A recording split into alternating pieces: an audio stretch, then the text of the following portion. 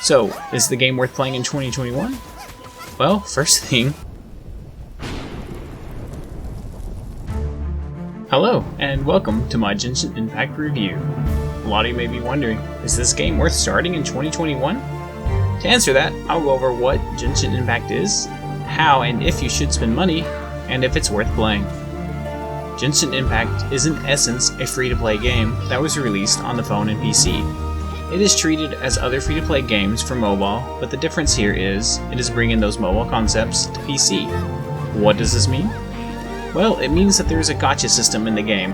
A gacha system is similar to gambling, where you spend in-game currency in hopes to gain a new item, character, or whatever it is the game is offering you at a random chance. Genshin Impact does this with its wish system, where you can spend two different kinds of in-game currencies to unlock characters, weapons, crafting mats, and experience items. Let me know in the comments below if you would like a video about the different in-game currencies, how to use them, and which ones are worth buying. Genshin Impact is a single-player or co-op experience open-world anime-style RPG. Throughout the game, you will meet interesting characters, some of which will join your team. The strongest of the characters, of course, are only obtainable through the wish system. Don't be fooled by the co-op though, as this only becomes available at Adventurer level 16. This takes quite a while to get to, which makes it difficult for casual couples to play this game together. On top of that, the co-op is like Fable, where you can join your friend's game and earn XP and rewards, but the progression is for your friend only. When you go back to your world, you will have to redo all the quests you did with your friend. While this is not a deal breaker, it is less than ideal. The world is very large and can take many hours of gameplay to reach the higher levels and events. This means you do not need the best characters right away to experience most of the game. There are boss battles, daily activities, dungeons to explore, and mini quests to take on, with even more being added. So if you're looking for content, this game has plenty to go around. This is a free-to-play game, so of course it needs a system to make money, so the game devs can get paid, recoup the costs of making the game, and make profit so they can continue working on the game and future titles. This is the wish system. Should you spend money on the wish system? Well, that's entirely up to you. Through playing the game, you will gain the in-game currencies to use in the stores for a chance at getting some decent gear and characters. To get the best of a character or item, you need to be able to get multiple copies of that character. So what does this mean? This means that if a character is brand new and you really want them, don't try and obtain them yet. Save up and wait until there is a wish available with a higher chance to obtain the character you want. If you buy the wishes when the chance is low, you may only get one copy of the character and burn through all of your currency. There is a nice option if you're able to log in and play the game daily for earning in-game currency.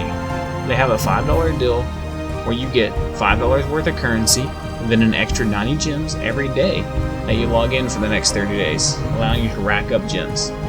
This is a great way to show your support without breaking the bank. Please keep in mind the wish system is a type of gambling and as such can draw you in and get you to spend more than you may have intended. The game devs update, fix the game, and add new content to the game, keeping the game interesting and fun to play. On top of being super active, the devs actually listen to the players and make changes accordingly. This is extremely nice as long as they are careful with the changes. So, is the game worth playing in 2021? Well, first thing, it's free. Any game with active devs that listen and adjust their game is also a plus. The game has a ton of content to keep you busy, the combat system feels good, and character swapping is very intuitive and works well. The mechanics in the game are well tested and implemented. There are puzzles spread throughout the game. The game is well balanced. You do not feel too strong, while at the same time you do not feel too weak. That said, due to the open world aspect, you can cheese some enemies, but that is a choice. Each area is a contained level.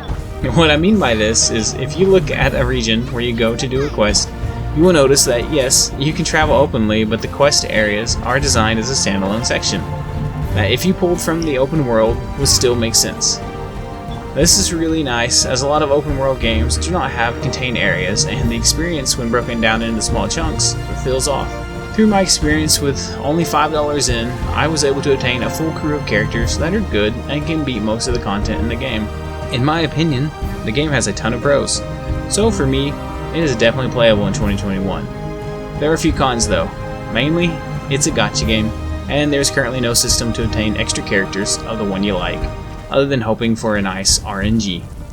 Some of the in-game content requires A and S ranked characters maxed out, which means a ton of lucky RNGs. The amount of XP books for characters is limited, making you have to decide on which characters to level.